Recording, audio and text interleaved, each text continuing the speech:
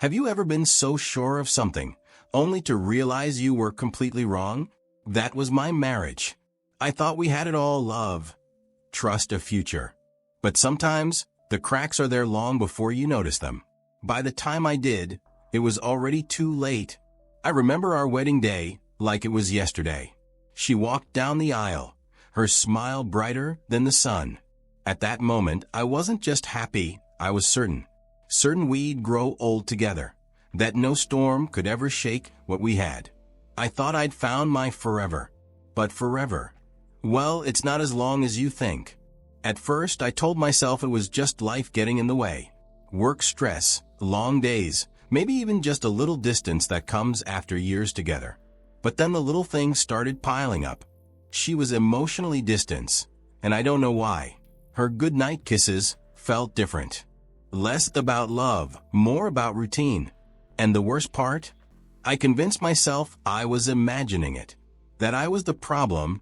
Looking back, I think I always knew. You don't lose something like that overnight. It fades, piece by piece, like a puzzle being pulled apart. But sometimes, when you're desperate to hold on, you'll ignore what's right in front of you. I ignored it until I couldn't anymore. One evening, we were sitting on the couch. She was scrolling through her phone as usual. But this time, she tilted the screen away from me. I didn't think much of it at first. Everyone likes their privacy, right? Then another day, her phone buzzed with a notification. I caught a glimpse before she quickly swiped it away. The name wasn't familiar. I asked casually, "Who's that?" Her response was sharp, almost defensive. She said it was a friend, but her tone made my stomach twist. Still, I told myself I wasn't a big deal. People work late. Friends need help. Life gets busy. But the excuses didn't stop, they grew. She started coming home later and later. She'd say she was stuck at work or meeting a friend, but she never shared details, and her stories felt off. The real crack appeared one afternoon when I was cleaning up around the house. I found a crumpled receipt in her purse. It was for a fancy hotel in the next town over. I stared at it for what felt like forever, trying to make sense of it. She hadn't mentioned any work trips or friends staying out of town. Then there was the slip of the tongue. One night, we were eating dinner, and she casually mentioned a restaurant I didn't recognize. When I asked who she went there with, she froze. Her eyes darted around, and she mumbled something about a work meeting. But I knew. Her face gave her away. By now, the knots in my stomach had turned into a storm. I didn't want to confront her, not yet. If I was wrong, it could destroy everything we had. But if I was right, I needed proof. I decided to hire a private investigator. It wasn't an easy choice. I felt guilty, like I was betraying her by snooping. But I needed to know the truth. When the PI sent me the first set of photos, my worst fears came true. There she was, sitting in a cafe with another man. They weren't just sitting across from each other. They were leaning in close, laughing. In another photo, they were walking hand in hand into an apartment suspected to be his lover's own. But the photo that broke me? It was already dark. She was sitting next to him on a bench, sharing a kiss in the open park. She looked happy. Maybe she found happiness with him. I can't tell. While I might hate to admit it, they looked good together. It wasn't just the fact that she was with someone else. It was the way she seemed to glow around him. She wasn't just cheating. She was living another life. That was the moment my heart shattered. I couldn't stop thinking about the times I tried to save us. I'd planned date nights hoping we could reconnect, but she always had an excuse. She was too tired, too busy, or just not interested. I'd ask her what was wrong, but she'd shrug it off, saying, "Everything's fine. Don't worry." One night, I stayed up late, scrolling through old photos of us on my phone. There was one picture of her laughing as I hugged her from behind. I stared at it, wondering where that version of us had gone. If I tried harder and loved her more, I could fix it. But looking at those photos from the PI, I realized the truth. She had already left me, emotionally at least. She wasn't just having an affair. She had given her heart to someone else. And no matter what I did, I couldn't compete with that. That was the hardest part to accept. I wasn't just losing my wife. I was losing the life we had built together. Every memory felt tainted. Every promise we made felt like a lie. At that moment, I stopped feeling angry. I stopped feeling sad. I just felt numb. The woman I loved was gone, and I had to let her go. That night, I sat on the edge of our bed, staring at a photo from our wedding day. I made a plan. I wasn't going to yell. I wasn't going to beg for answers. I wanted her to see the truth, clear and undeniable. I pulled out everything I'd found over the months. Photos of her and him together, laughing and touching in ways that used to be just ours. Screenshots of the messages they sent each other, things she used to say to me, receipts from fancy dinners and hotel stays that I had never participated in. I spent hours arranging it all on the wall above the fireplace. I wanted it to tell a story just like a timeline. From the first text I found to the most recent hotel stay, it was all there. Every detail, every lie, laid out in plain sight. When I was done, I wrote a note, simple, direct, and final. It said, "Enjoy your new life. The locks are changed, and so is my heart." I pinned it to the center of the wall, right where she couldn't miss it. As I stood back and looked at what I had created, I felt a mix of emotions I couldn't fully explain. I was angry, yes. Angry that she had lied to me, betrayed me, and taken what we had for granted.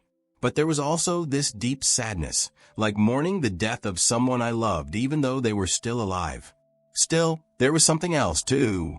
A small, quiet sense of strength. For the first time in months, I felt like I was in control again. I didn't want to hurt her. I didn't want revenge. I just wanted her to see what she had done. I wanted her to know that I knew everything, and that I wasn't going to be her fool anymore. As I walked out the door for the last time, I whispered to myself, "This is it. This is the start of something new." I sat in my car, phone in hand, watching the live feed from the security camera. I had set it up so I could see everything happening in the living room. My heart was pounding, but it wasn't from excitement. It was something else. Maybe dread. Maybe relief. I wasn't sure anymore. Then I saw her. She walked through the front door with a bouquet in her hand, smiling to herself. I couldn't help but wonder where those flowers came from. Did her lover give them to her? Or did she buy them herself? I had to laugh to myself. She never once bought flowers for me.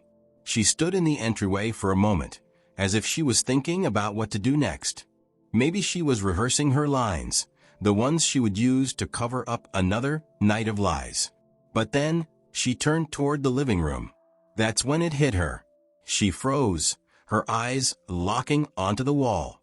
I had spent hours arranging it all, photos of her and him together, text messages blown up and pinned next to receipts from fancy restaurants and hotels. It was all there, every detail of her betrayal, laid out in plain sight. Her smile disappeared instantly. The flowers slipped from her hand and landed on the floor. For a moment, she just stood there, staring, like her brain couldn't process what she was seeing. Then she stepped closer. I saw her hand tremble as she reached out and pulled the note off the wall. I knew exactly what it said. "Enjoy your new life. The locks are changed and so is my heart." She read it. Once. Twice. Maybe 3 times. Then, without warning, she dropped the note and sank onto the couch. Her face was pale, almost ghost-like, and she just sat there, staring at the wall like it had swallowed her whole world. I watched her crumble in real time. Part of me thought I would feel some kind of satisfaction. After all, I had spent weeks putting this moment together. But I didn't. I didn't feel satisfied. I didn't feel triumphant. I just felt empty. Love isn't supposed to end this way. I didn't know where I was going, but I knew I couldn't stay. The house, the memories, the walls that had seen it all, they were no longer my home. I just got in the car and drove. My mind was racing, but my heart felt strangely quiet. She didn't call. She didn't try to stop me. No begging, no apologies, nothing. That silence spoke louder than any words could. It told me everything I needed to know. She had already checked out, long before I walked out the door. For now, I just needed space. Space to think, to breathe, and to figure out what was next. Divorce wasn't just a word in my head anymore. It was a step I had to take. I knew the process wouldn't be easy, but it was the only way forward. I could only hope the court would see things clearly and grant me the terms I deserved. As the miles passed, I found myself thinking about everything that had happened, not just the betrayal, but the lessons it taught me. Self-respect. That was the biggest one. I had spent so much time fighting for someone who had already given up. I realize now that loving someone doesn't mean losing yourself. Trust. Once it's broken, it's almost impossible to rebuild. That kind of pain leaves a mark, a scar that doesn't fade easily. And hope.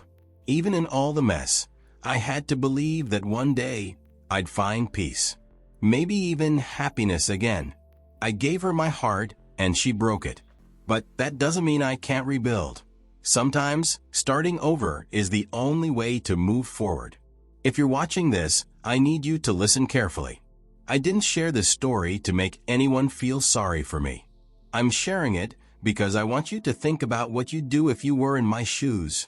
When I first started noticing the signs, I kept making excuses.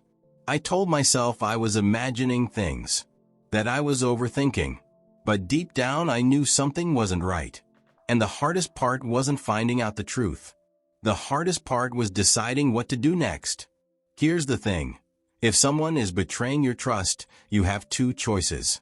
You can confront it head-on, or you can try to ignore it and hope it goes away. I chose to face it. It wasn't easy, but I knew I couldn't live a lie anymore. The truth hurt, but it also set me free. So, here's my advice to you. If you ever find yourself in a situation like this, don't let fear hold you back. Don't stay silent just because you're afraid of being alone or because you think things will magically fix themselves. Respect yourself enough to demand honesty, even if it means walking away. But now I want to ask you something. What would you do if you were me? Would you have confronted her right away? Would you have done what I did and gathered proof? Or would you have tried to fix the relationship, even knowing she was lying? Let me know in the comments. I'd really like to hear your thoughts. At the end of the day, I made the choice that felt right for me. And while it still hurts, I can look in the mirror and know that I did what I had to do. I chose myself.